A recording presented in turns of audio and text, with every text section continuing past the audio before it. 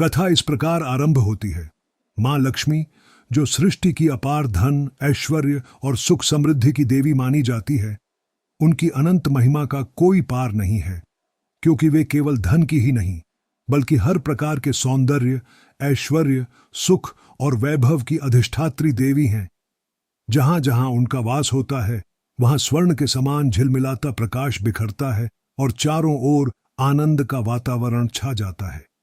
मां लक्ष्मी की पूजा करने वाले व्यक्ति के जीवन में न केवल आर्थिक समृद्धि आती है, बल्कि मानसिक शांति, संतोष और आध्यात्मिक उन्नति भी होती है। किंतु मां लक्ष्मी के ही समानांतर एक और शक्ति का भी अस्तित्व है, जिसे लोग प्रायः नहीं जानते। उसे कुलक्ष्मी कहते हैं। कुलक्ष्मी उस शक्ति का नाम है जो दरिद्रता, दुख और अभाव का कारण बनती है।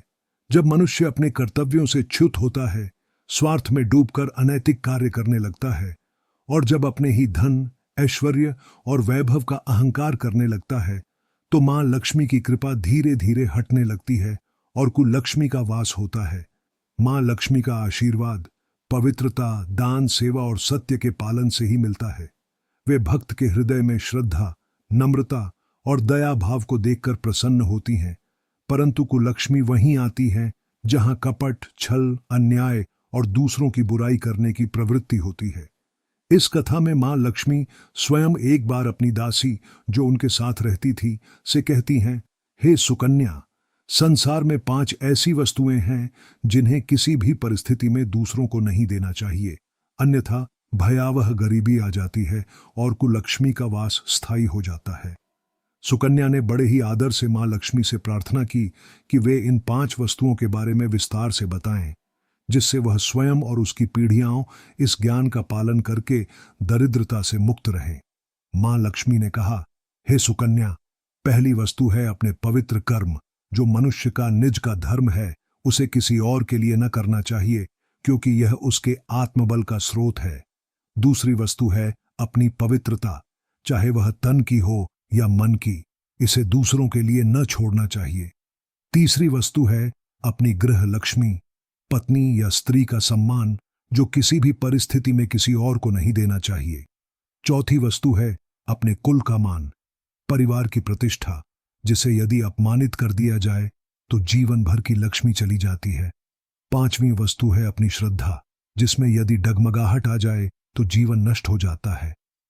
सुकन्या ने आश्चर्य से पूछा, मां, इन 5 वस्तुओं को दूसरों को देने से ही गरीबी क्यों आती है? मां लक्ष्मी मुस्कुराईं और कहने लगीं, क्योंकि ये 5 वस्तुएं जीवन की मूल धारा है। जब तुम इनका पालन करती हो, तब मैं स्वयं तुम्हारे घर में वास करती हूं, पर जब इन्हें दूसरों को दे देती हो तो मैं भी छोड़ देती हूं और कुलक्ष्मी का प्रवेश हो जाता है। इस पर सुकन्या ने व्रत लिया कि वह सदैव इन 5 वस्तुओं की रक्षा करेगी। तभी से मां लक्ष्मी ने उसे अखंड सुख और समृद्धि का आशीर्वाद दिया। इस कथा के माध्यम से यह संदेश प्रसारित होता है कि किसी भी घर में मां लक्ष्मी का वास तभी तक रहता है जब तक वहां पवित्रता, सच्चाई और आत्मसम्मान का स्थान बना रहता है। मां लक्ष्मी की उपासना केवल दीपक जलाकर या मंत्र पढ़कर नहीं होती, बल्कि उसके लिए मन को भी निर्मल और निष्कलुष रखना पड़ता है। जैसे ही मन में छल, कपट और ईर्ष्या का बीज अंकुरित होता है, वैसे ही कुलक्ष्मी का प्रवेश हो जाता है और जीवन की सारी समृद्धि नष्ट हो जाती है। इस कथा में मां लक्ष्मी और कुलक्ष्मी के बीच का यह रहस्य बहुत ही सुंदरता से प्रकट हुआ है कि मां लक्ष्मी प्रेम, करुणा और सेवा की देवी हैं, और कुलक्ष्मी वहीं आती है जहां अपने कर्तव्यों की अवहेलना की जाती है। इस कथा का एक एक शब्द हमें सिखाता है कि जीवन में धन का महत्व तभी है जब वह पवित्रता और सदाचार के साथ अर्जित किया गया हो। मां लक्ष्मी के आशीर्वाद से जीवन में हर प्रकार की समृद्धि और सुख आता है, परंतु कुलक्ष्मी का आगमन मनुष्य को गर्त में ले जाता है। यह कथा मां लक्ष्मी की महिमा का गान है और कुलक्ष्मी के भय से हमें सावधान करती है। इस प्रेममयी भक्ति कथा का शेष विस्तार मैं अगली बार भेजूंगा, ताकि आप इस कथा के अगले भाग में मां लक्ष्मी के उपदेश और उनके रहस्य को और गहराई से जान सके। मां लक्ष्मी की बातें सुनकर सुकन्या के मन में श्रद्धा और भी गहरा गई। उसने अपनी आंखों में आंसू भरकर प्रणाम करते हुए कहा, मां, कृपया बताइए कि इन 5 वस्तुओं की रक्षा करने के लिए मनुष्य को क्या उपाय करना चाहिए जिससे कुलक्ष्मी का प्रकोप न आए और आपके चरणों में उसकी निष्ठा अडिग बनी रहे। मां लक्ष्मी ने अपने करुणामयी स्वर में कहा, हे सुकन्या, सबसे पहले तो तुम्हें सच्चे मन से प्रातःकाल उठकर सूर्य नारायण को अर्घ्य देना चाहिए, जिससे तुम्हारे मन में आलस्य और नकारात्मकता का नाश हो। उसके बाद अपने घर में तुलसी का पौधा लगाओ, क्योंकि तुलसी मेरे हृदय की प्रिया है और जहां तुलसी रहती है वहां मैं स्वयं निवास करती हूं। फिर अपने भोजन का पहला अंश गाय को और दूसरा अंश पक्षियों को अर्पित करो। इससे तुम्हारे घर का अन्न पवित्र रहेगा और उसमें दरिद्रता का स्पर्श नहीं होगा। इसके साथ ही अपने मन, वचन और कर्म को पवित्र रखो, क्योंकि यदि मनुष्य के विचार शुद्ध होते हैं तो मैं उसके घर में सदा वास करती हूं। मां लक्ष्मी ने सुकन्या को यह भी समझाया कि स्वार्थ और लोभ से दूर रहना, परिश्रम और ईमानदारी से अर्जन करना और सदा धर्म और नीति का पालन करना, ये सब मेरी उपासना के श्रेष्ठ मार्ग हैं। जो स्त्री या पुरुष अपने जीवन में इन बातों को निष्ठा से पालन करता है, उसके घर से कुलक्ष्मी सदा के लिए दूर भाग जाती है। सुकन्या ने मां लक्ष्मी के इन मधुर और ज्ञानवर्धक वचनों को अपने हृदय में उतार लिया और उसने संकल्प लिया कि वह सदा सत्य, धर्म और सेवा भाव से जीवन यापन करेगी। मां लक्ष्मी ने उसे आशीर्वाद देते हुए कहा, हे सुकन्या, तुम्हारे इस व्रत से मैं अत्यंत प्रसन्न हूं। तुम्हारे घर में कभी अन्न की कमी न होगी, धन की धारा सदा बहेगी और तुम्हारे परिवार में प्रेम और आनंद का वास होगा। तभी आकाश से पुष्पों की वर्षा हुई, वातावरण मधुर गंध से भर गया और मां लक्ष्मी का दिव्य तेज चारों ओर फैल गया।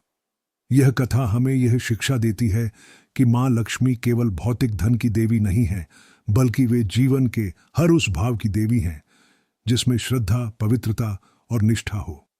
जहां ऐसे भाव होते हैं वहां मां लक्ष्मी स्वयं पधारती हैं और मनुष्य का जीवन धन धान्य से परिपूर्ण कर देती है। दूसरी ओर जब मनुष्य अहंकार, आलस्य और पाप की ओर झुकता है, तब कुलक्ष्मी का वास होता है और उसका जीवन कष्टों से भर जाता है।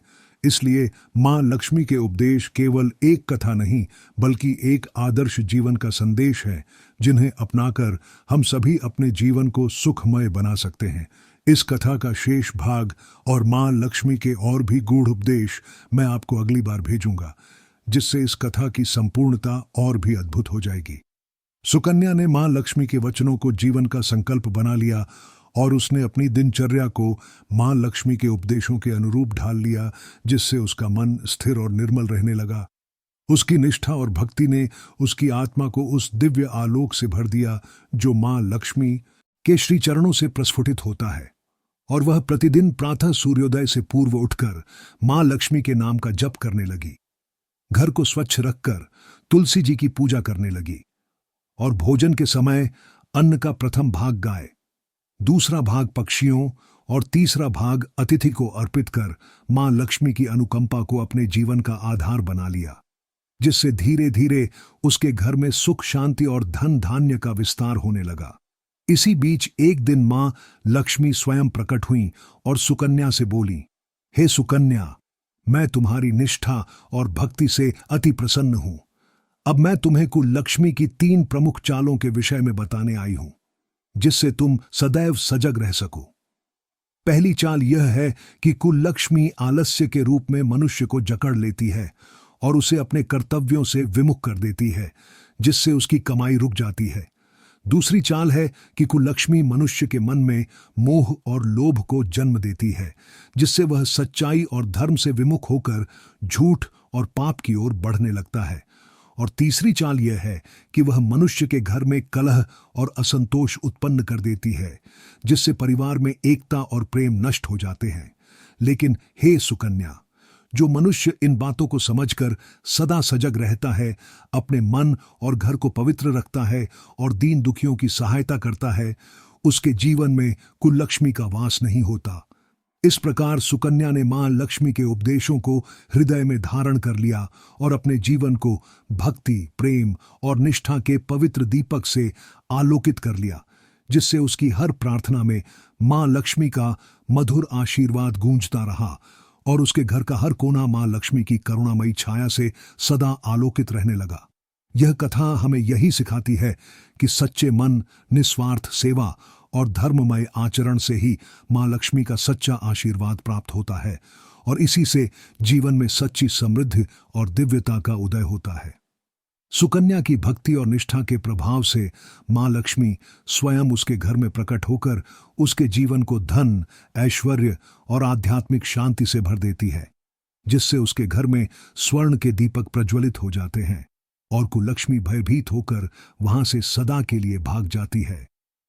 मां लक्ष्मी सुकन्या से कहती हैं, हे सुकन्या, जीवन की सच्ची लक्ष्मी वही है जिसमें न तो अहंकार हो, न लोभ और न ही दूसरों के प्रति द्वेष। जब मनुष्य अपनी आत्मा की ज्योति को प्रज्वलित करता है, तब मैं स्वयं उसके घर में निवास करती हूं। और इसके साथ ही मां लक्ष्मी ने उसे एक दिव्य वरदान दिया कि उसकी वंश परंपरा में कभी दरिद्रता का वास नहीं होगा और उसकी गृहस्थी सदा सुख, शांति और प्रेम से परिपूर्ण रहेगी। मां लक्ष्मी ने आगे समझाया कि जब भी मनुष्य धर्म के मार्ग से हटता है तो कुलक्ष्मी उसके जीवन में दुख और दरिद्रता का कारण बनती है, लेकिन जो अपने विचारों को निर्मल रखता है और दीन दुखियों की सहायता करता है, उसमें मेरा वास स्थायी हो जाता है और उसके घर में समृद्धि की धाराएं सदा बहती रहती हैं। फिर मां लक्ष्मी ने सुकन्या को एक विशेष मंत्र भी दिया, एयूएम श्रीं ह्रीं श्रीं महालक्ष्म्याय नमः का जप करने का, जिससे मन, घर और जीवन पवित्र और शांत बना रहे। मां लक्ष्मी की इन मधुर वाणियों को सुनकर सुकन्या की आंखों से प्रेमाश्रु बहने लगे और उसने अपने दोनों हाथ जोड़कर मां लक्ष्मी का आभार प्रकट किया। मां, मैं आजीवन आपके बताए मार्ग पर चलूंगी और आपकी सेवा में स्वयं को समर्पित करूंगी। तब मां लक्ष्मी ने उसे स्नेह से आशीर्वाद दिया और कहा, सचमुच यही वह मार्ग है जिससे तुम्हें न केवल भौतिक संपदा बल्कि आत्मिक सुख भी मिलेगा। और इसी के साथ मां लक्ष्मी अदृश्य हो गईं, परंतु उनका आशीर्वाद सदा के लिए सुकन्या के घर में गूंजता रहा। इस प्रकार सुकन्या ने हर सुबह मां लक्ष्मी का स्मरण करते हुए घर को स्वच्छ, मन को निर्मल और कर्मों को पवित्र बनाना अपनी आदत बना ली, जिससे उसके घर में कभी कोई संकट या दरिद्रता प्रवेश नहीं कर पाई।